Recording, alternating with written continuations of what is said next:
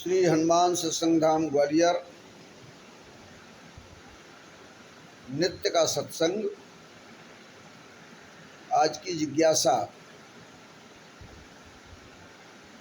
जीवन का अग्रसर होना प्रारब्ध के आधार पर है अथवा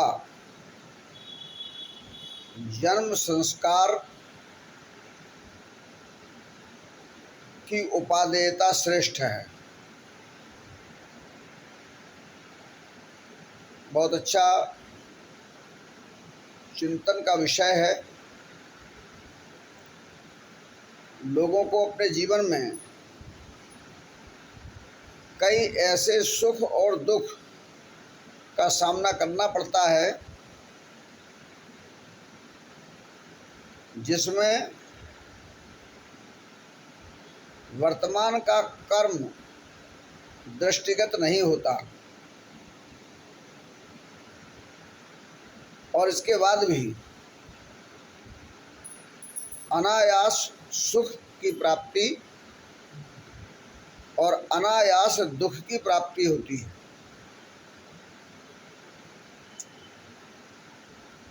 यूँ तो हमारे धर्मशास्त्र कहते हैं कि संगत ही गुण उपजे, संगत ही गुण जाए, बांस फांस और मिश्री एक ही भाव बिकाए। हमारे संतों का ऐसा भी चिंतन है। दूसरे संत की तरफ से संदेश है, जो जस करी सो तस फल चाखा, कर्म प्रधान विश्व करी राखा। कर्म ही पूर्व प्रारब्ध का स्वरूप है, क्योंकि कर्म के जो विभाग हैं, क्रियमाण कर्म, संचित कर्म और प्रारब्ध कर्म। जो कर्म हम वर्तमान में करते हैं वो क्रियमाण कर्म कहलाता है, और वर्तमान का कर्म तथा अर्थात इस जीवन का किया गया कर्म और पूर्व जन्म में किए गए कर्मों का योग संचित कर्म कहलाता है। और उस संचित कर्म में से जन्म लेने के लिए भोग करने के हेतु जो कर्म का भाग लेकर जन्म लेते हैं उसे प्रारब्ध कर्म कहते हैं। अर्थात जन्म तो कर्म के आधार पर ही होता है और भोग करने के लिए, उसे भुगतने के लिए, उस फल को प्राप्त करने के लिए पाप और पुण्य, धर्म और अधर्म, सुख और दुख, यह सब जीवन का हिस्सा बनते हैं। तो फिर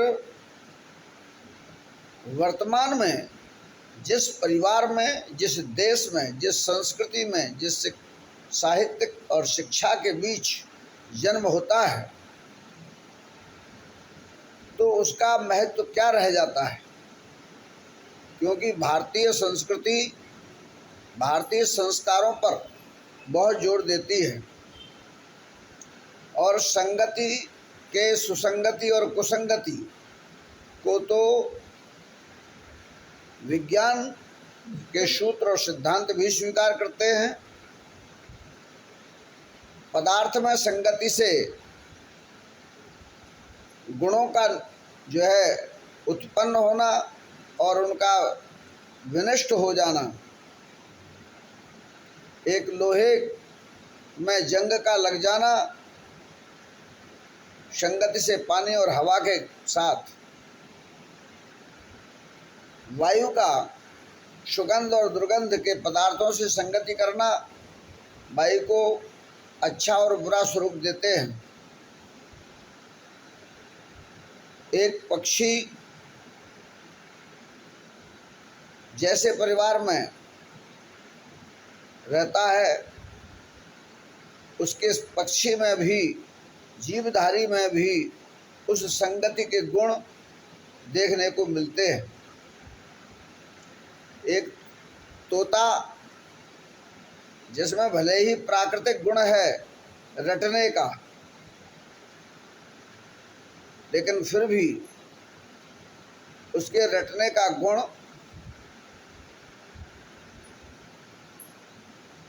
जब उसमें आ जाता है तो जिस संगति से उसके अंदर वो गुण आता है वह दूसरों को तब प्रभावित करता है जब दूसरे लोग उसके पास आते हैं, तब वह एक तो गाली देता है तोता और एक राम राम बोलता है। तब उसके द्वारा बोली गई वह रटी हुई बात भी लोगों को प्रभावित करती है, अर्थात संस्कार अपना प्रभाव डालते हैं। तब प्रमुखतः जिज्ञासा ये है कि जीवन को आगे बढ़ाने के लिए जिम्मेदार कौन है। क्या इसको ऐसा समझें कि प्रारब्धवश ही संगति भी प्राप्त होती है, और अगर प्रारब्धवश ही संगति प्राप्त होती है तो जीवन के जितने भी संस्कार, क्योंकि हमारे धर्मशास्त्रों में ऐसी कथाएं भी मिलती हैं जिनमें परिवार के सदस्य तक जो प्राप्त होते हैं वे प्रारब्धवश एक दूसरे के बीच माता पिता, भाई बहन, पति पत्नी, पिता पुत्र या पिता पुत्री बनते हैं। मित्र शत्रु का भी स्थान उस प्रारब्धवश संयोग बनाता है। इसलिए यह प्रत्यक्ष और अप्रत्यक्ष एक ऐसा आचरण है जो लोगों को समझने के लिए अति दुरूह बन जाता है, और हमेशा इसीलिए ये जिज्ञासा लोगों में बनी रहती है कि हम अपने भाग्य का फल भोग रहे हैं। जब सुख भोगते हैं तब तो बहुत अधिक उस ओर ध्यान नहीं जाता है, लेकिन जब दुख भोगना पड़ता है तब विशेष ध्यान जाता है, क्योंकि स्वयं का स्वरूप तो सुख और आनंद स्वरूप ही है, अर्थात आत्मा ब्रह्म वह सुख स्वरूप ही आनंद स्वरूप है। जब उसके उस मूल स्वरूप में दुख के आवरण अर्थात कर्म के बंधन, पाप के प्रभाव, अधर्म का स्वभाव ये आड़े आते हैं, तब यह जीव दुख को प्राप्त करता है और उस आवरण में साक्षी आत्मा भी भटकती रहती है। और इसीलिए भारतवर्ष के ऋषियों और मुनियों ने मोक्ष की दिशा के सिद्धांत को प्रतिपादित कर एक ऐसी अवस्था को उत्पन्न करने का साधनात्मक उपासनात्मक मार्ग भी बनाया, उसके भी अनेक साधन तैयार किए, जिससे प्रारब्धवश और संयोगवश उत्पन्न कर्म भोगने की अवस्था ना आकर निवृत्ति की दिशा बने। क्योंकि देखने में आता है कि राजा उग्रसेन एक अच्छा धर्मशील, अच्छा शासक, पुण्यवान, प्रजापालक की श्रेष्ठतावान, प्रकृति के संरक्षण में श्रेष्ठ कार्य करने वाला, उसी के वंश में कंस का उत्पन्न होना, उस वंशानुक्रम को भी और उस वंशानुक्रम के संस्कारों को भी चैलेंज करता है। यदि उत्तम कुल पुलस्त्य नाती की बात करें तो वह रावण ब्राह्मण कुल में एक तपस्वी के वंश में उत्पन्न हुआ। वह भी उस ब्राह्मण वंश उत्तम कुल को चैलेंज करता है। यदि ध्रुव और प्रहलाद के वंश की दिशा पर भी विचार करें तो वहाँ इसके विपरीत दिशाएं देखने को मिलती हैं। यहाँ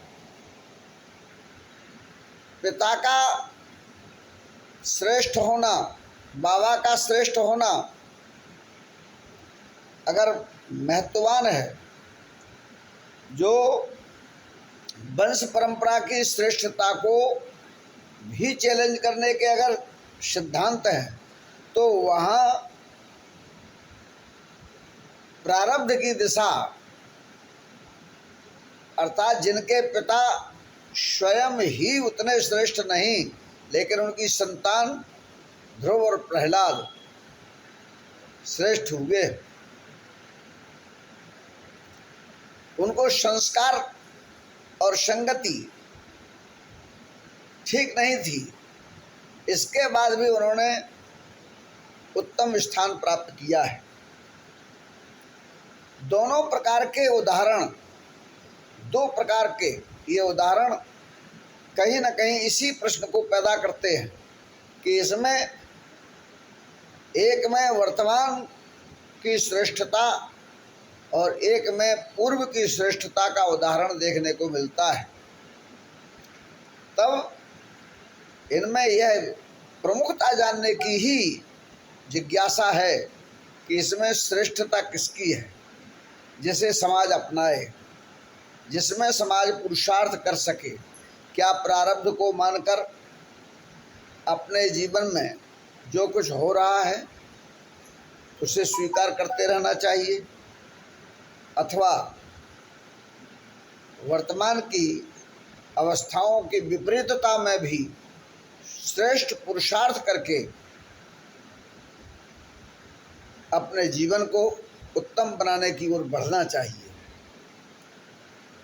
वास्तव में जो वर्तमान का पुरुषार्थ है उसी के लिए ये मानव देह प्राप्त हुई है।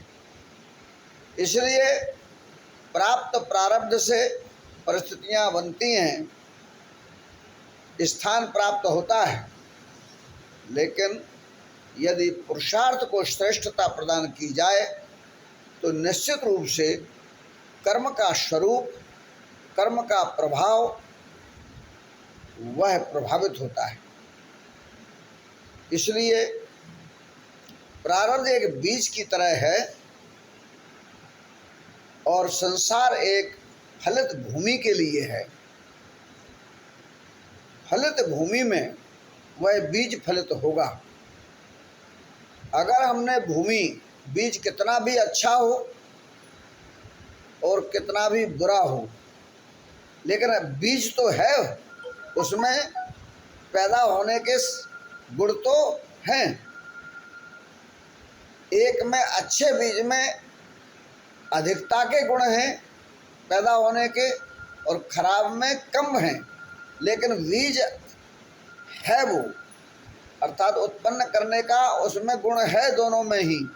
तब उत्तम भूमि प्रदान कर दें तो अच्छा बीज और अच्छा हो जाएगा, और उत्तम बीज को ऐसी भूमि पैदा कर दें जहाँ बीज भी डालने पर कुछ पैदा न हो और कर्म बंधन छूट जाएगा। और इसी तरीके से खराब बीज है उसको भी यदि अच्छी भूमि में अच्छे उससे आगे बढ़ाया जाए तो उसकी पैदावार बढ़ जाती है। और अगर उसको और फलित न होने दिया जाए तो वह स्वयं में वह भी फलित नहीं हो पाता है। इसका अर्थ दोनों प्रकार से अच्छा प्रारब्ध अच्छा बीज, बुरा प्रारब्ध बुरा बीज, लेकिन दोनों को श्रेष्ठता प्रदान कराने वाली भूमि ही है, पुरुषार्थ ही है जो दोनों के स्वरूप को प्रभावित कर सकता है और करता है। इसीलिए हमारे यहाँ धर्मशास्त्रों में ये कहा गया कि प्रारब्ध भी कैसा भी हो, इसके बाद भी यदि वर्तमान में विवेक पूर्णता के साथ सत्संग के माध्यम से विवेक उत्पन्न करके विद्वानों की सुसंगति के माध्यम से यदि अपने जीवन को बढ़ाया जाए तो कैसा भी परिवार प्राप्त हुआ हो, कैसा भी समाज प्राप्त हुआ हो, उसमें भी हम परिवर्तन कर सकते हैं। ऐसे श्रेष्ठ पुरुषार्थ की दिशा में आगे होकर उस भगवत तत्व की ओर बढ़ना चाहिए, उस भगवत कृपा की ओर बढ़ना चाहिए जो सर्वश्रेष्ठता को प्रदान करने में सक्षम होते हैं। ऐसे सत्संग से पात्रता को प्राप्त करने के लिए हमारा जीवन अग्रसर रहेगा। तो प्रारब्ध की श्रेष्ठता और वर्तमान संस्कार की श्रेष्ठता में वर्तमान ही श्रेष्ठ माना जाएगा। इसलिए ये जीवन, मानव जीवन कितना भी दुख और सुखों से भरा हो, इसके बाद भी ये मानव जीवन उस धर्म अर्थ काम और मोक्ष की श्रेष्ठता को फल को प्राप्त कराने में सक्षम हो सकता है। आइए सत्संग के इन लाभों के साथ अपने जीवन को अग्रसर करें। शुभकामनाएं।